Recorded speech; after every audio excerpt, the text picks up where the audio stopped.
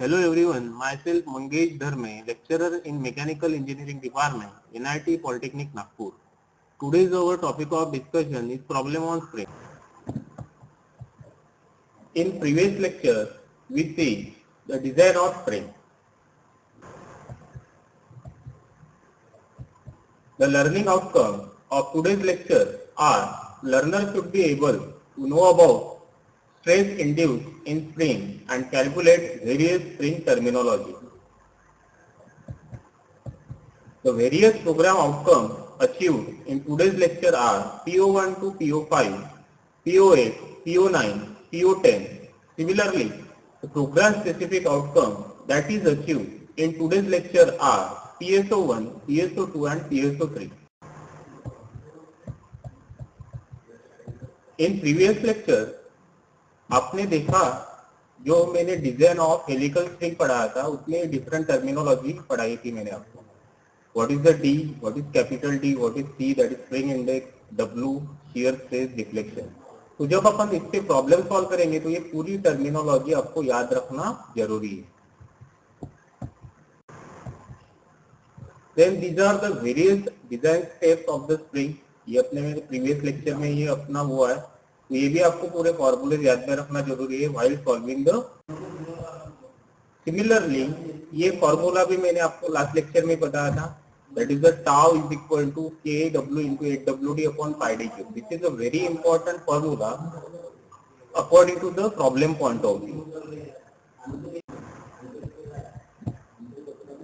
Problem solve करने से पहले ये पूरे फॉर्मूले 1 to 7 नंबर ये पूरे आपको अपने कॉपी में लिखना है और स्टेप बाय स्टेप आपको प्रॉब्लम सॉल्व करना है. ठीक है, नाउ अपन आगे में सॉल्व करेंगे अभी problem. Next problem, design a closed coil helical spring for a service load ranging from 2207 Newton to 2698 Newton. मतलब आपको यहाँ पे मिनिमम लोड की वैल्यू दी है,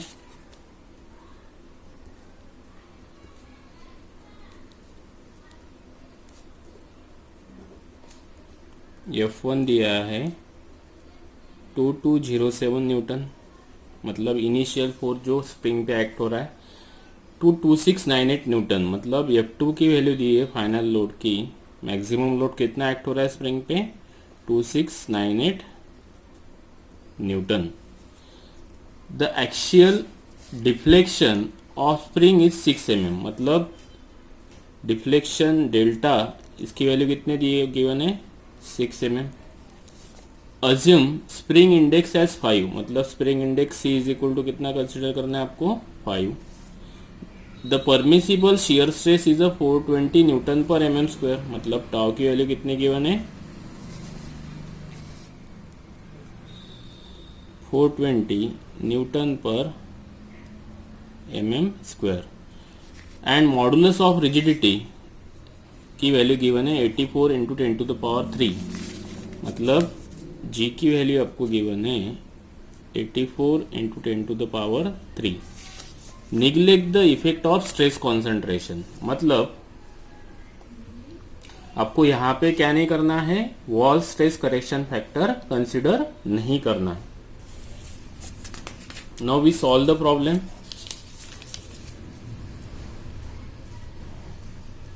सबसे पहले टाउ इज इक्वल टू कितना होता है 8 FC upon pi D square, तो 8 इंटू, अभी यहाँ पे F की वैल्यू कंसिडर करना है आपको, जो हाईएस्ट फोर्स है, मैक्सिमम फोर्स जो एक्ट हो रहा है वही आपको कंसिडर करना है. इसके पहले के प्रॉब्लम में भी मैंने ये स्टेप क्लियर किया था कि फोर्स कौन सा क्लियर करना है आपको consider, maximum force. Then C की वैल्यू कितनी गिवन है 5 अपॉन पाई इंटू D की वैल्यू कितनी गिवन है आपको प्रॉब्लम में निकालना है ये D, तो मैं यहाँ पे आगे में लिखूंगा. अभी टाउ की वैल्यू गिवन है आपको 420 is equal to 8 into 2698 into 5 upon pi D square. That's why D square is equal to 8 into 2698 into 5 upon pi into 420। तो इसको सॉल्व करने के बाद मेरी डी की वैल्यू आएंगी, मैं यहाँ पे और आपको सॉल्व करके देता हूँ। That is 8 into 2698 into 5 divide by shift pi into 420।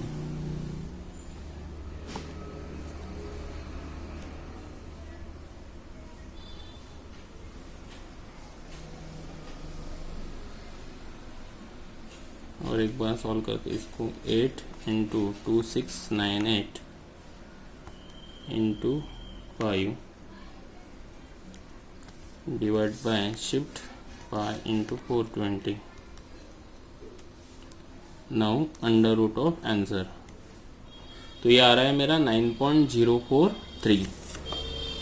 कितना आ रहा है D? 9.043 mm.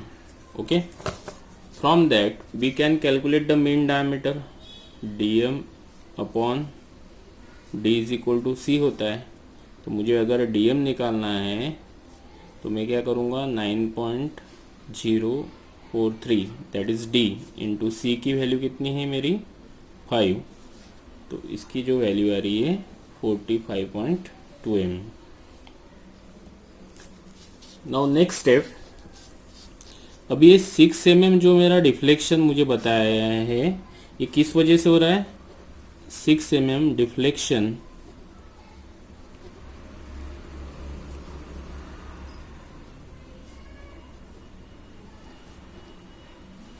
The load of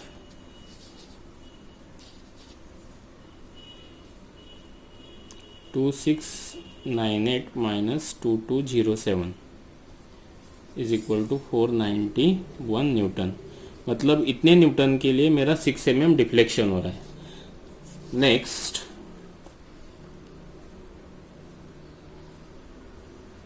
delta is equal to 8fc cube upon GD into n। Now from this formula n is equal to कितना होगा, delta G D upon 8fc cube.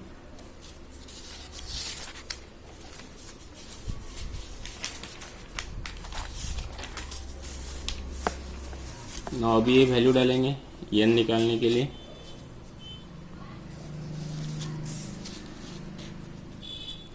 That is n is equal to, delta की value कितनी है मेरी, सबसे पहले delta की value है मेरी 6, जी की वैल्यू है 84 इंटू 10⁻³ इंटू डी की वैल्यू है 9.04 अपॉन 8 इंटू 491। तो यहाँ पे भी आपको ये ध्यान में रखना है, फोर्स कौन सा लेना है, ये जो मैंने कैलकुलेट किया है 2698 माइनस 2207 491 इंटू सी की वैल्यू है 5⁻3। तो ये सॉल्व करने के बाद मेरा टर्न जो आ रहा है 9.279, तो is nearly equal to 10 turns. Okay, now delta max क्या होता है, that is delta upon capital F into F2। तो डेल्टा की वैल्यू है मेरी 6, एफ की वैल्यू आई है 491 इंटू F2 की वैल्यू है 2698, तो ये आ रहा है 32.96 mm। Okay, now next, assuming square end ground end, तो n डैश कितना होता है, n+2 that is 10 + 2 is equal to 12 turns. Then next,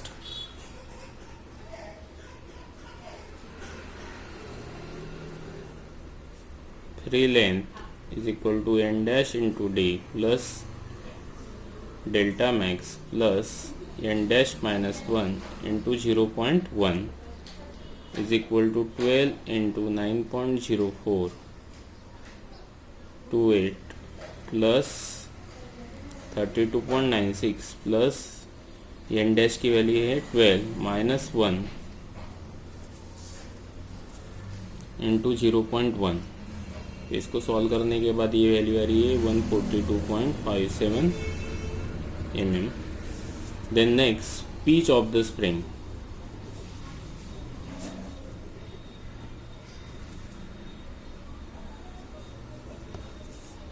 is equal to free length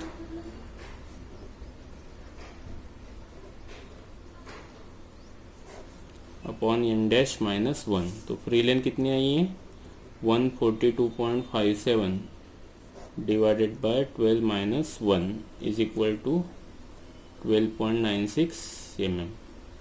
that is all about this problem. तो इसमें हमेशा ये problem में आपको ध्यान में रखना है कि यफ आपको कब लेना है, F2 कब लेना है। ओके, जैसे मैंने ये सॉल्व करने के बाद देखिए यहाँ पे F की वैल्यू कौन सी लेना है, जब आपको F1 और F2 गिवन है तो F की वैल्यू कौन सी लेना है जो मैक्सिमम है। देन नेक्स्ट जब मैं डिफ्लेक्शन या फिर नंबर ऑफ टर्न्स कैलकुलेट कर रहा हूँ तो आपको F की वैल्यू कौन सी लेना है, that is the difference between the two forces. Okay, तो that is a very important, यहाँ पे आपको ध्यान में रखना है, यहीं पे मैक्सिमम मिस्टेक होती है। तो that is all about this problem. In the next lecture we see the next problem on the spring. The unit outcome achieved in today's lecture are: choose the spring for various applications. Summary of today's lecture. First, find out the different dimension of spring like spring diameter, number of turns, solid length, free length, coil diameter, material used for the spring. The various program outcomes achieved in today's lecture are PO1 to PO5, PO8, PO9, PO10. Similarly, the program specific outcome that is achieved in today's lecture are PSO1 to PSO3. Design a closed coil helical compression spring for service load ranging from 2207 Newton to 2698 Newton. The axial deflection of the spring of the load range is 6 mm. Assume a spring index of 5. The permissible shear stress intensity is 420 Newton per mm square and modulus of rigidity capital G is equal to 84 kilonewton per mm square. Neglect the effect of stress concentration. Draw the dimensional sketch. In next lecture, we see the next problem on spring. For any query, contact to me at 9359877739.